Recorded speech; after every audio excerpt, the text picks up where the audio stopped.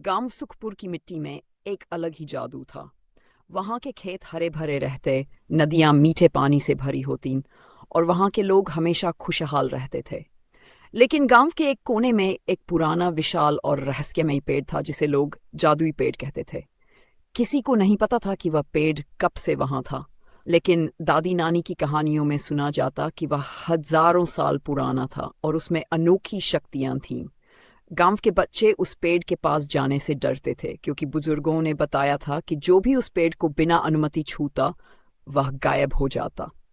लेकिन एक दिन गांव के सबसे जिज्ञासु लड़के आर्व ने तय किया कि वह इस रहस्य का पता लगाएगा, जादुई पेड़ का रहस्य।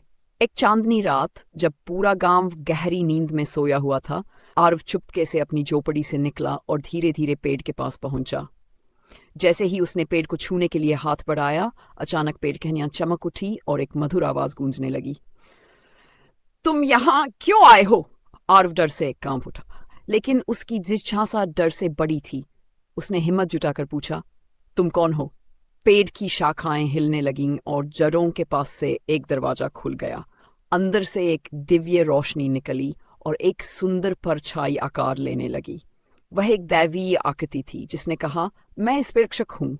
यह कोई साधारण पेड़ नहीं बल्कि एक जादुई द्वार है जो एक गुप्त दुनिया तक ले जाता है। आर्व की आंखें उत्साह से चमक उठी। उसने पूछा, क्या मैं उस दुनिया को देख सकता हूँ? रक्षक मुस्कुराया और कहा, सिर्फ उन्हीं को ये दुनिया दिखती है जिनका दिल सच्चा और निस्वार्थ होता है। अगर तुम इस दुनिया में जाना चाहते हो तो तुम्हें एक परीक्षा देनी होगी। परीक्षा की शुरुआत आर्व ने बिना सोचे समझे हामी भर दी। अचानक पेड़ ने अपनी एक शाखा झुका दी जिस पर एक सुनहरी घंटी लटकी थी। रक्षक ने कहा, यह घंटी तभी बजेगी जब तुम कोई निस्वार्थ कार्य करोगे। लेकिन याद रहे, अगर तुम लालच में फंस गए तो यह द्वार हमेशा के लिए बंद हो जाएगा। आर्व ने सिर हिलाया और परीक्षा शुरू हुई। पहली परीक्षा, ईमानदारी। सुबह होते ही आर्व गांव की ओर गया। रास्ते में उसे एक बूढ़ी औरत मिली जो भारी मटकी उठाने में असमर्थ थी। आर्व ने बिना कुछ सोचे उसकी मदद की और उसके घर तक मटकी पहुंचाई। लेकिन जैसे ही उसने ये किया, उसके कानों में घंटी की हल्की सी आवाज आई, तग्या।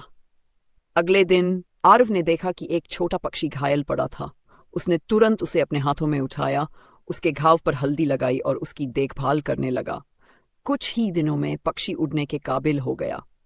और फिर आर्व ने सुना, घंटी पहले से ज्यादा तेज बजी। तीसरी परीक्षा, निस्वार्थ अच्छा। गांव में सूखा पड़ा और लोग भूख से तड़प रहे थे। एक दिन आर्व को अपने खेत में एक अनोखी चमकती हुई बेल दिखी जिस पर सोने के फल लगे थे। उसने सोचा कि अगर वह ये फल बाजार में बेचे तो बहुत अमीर बन सकता है। लेकिन फिर उसने गांव वालों की हालत देखी और बिना किसी लालच के वह फल सभी को बांट दिए। और तभी घंटी बहुत तेज बज उठी। पूरा पेड़ झिलमिलाने लगा और उसके सामने का द्वार खुद खुद खुल गया। जादुई दुनिया का रहस्य। आर्व ने जैसे ही द्वार पार किया, वह एक अद्भुत दुनिया में पहुंच गया। वहां हर जगह सोने के महल, चमचमाते झरने और तरह तरह के जादुई जीव थे। लेकिन वहां के राजा उदास बैठे थे।